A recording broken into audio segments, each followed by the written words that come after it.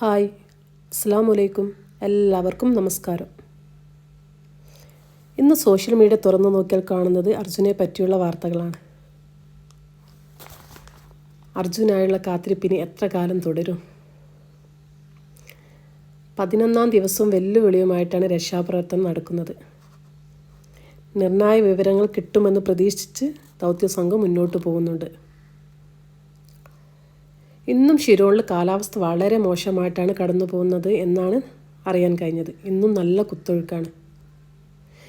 നമ്മുടെ ഇടയിൽ ഒരുപാട് മഹാത്ഭുതങ്ങൾ സംഭവിച്ചിട്ടുണ്ട്. അതുപോലെ ഇതും ഒരു മഹാത്ഭുതങ്ങളോടെ അർജുൻ തിരിച്ചു വരട്ടെ.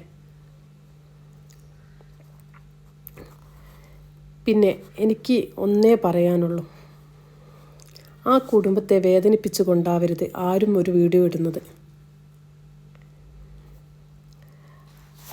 ആ വീട്ടിൽ ഒരച്ഛനെ കാത്തൊരു മകനും മകനെ കാത്തൊരച്ഛനും അമ്മയും ഭാര്യയും സഹോദരിയും കുടുംബാംഗങ്ങളൊക്കെ ഉണ്ട്. അപ്പോൾ ആ സഹോദരന് വേണ്ടിയിട്ട് നല്ലൊരു വാർത്തയ്ക്കായിട്ട് നമുക്ക് കാത്തിരിക്കാം.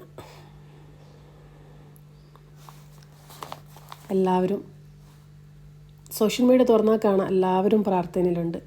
അപ്പോൾ എല്ലാവരോടും അസ്സലാമു അലൈക്കും.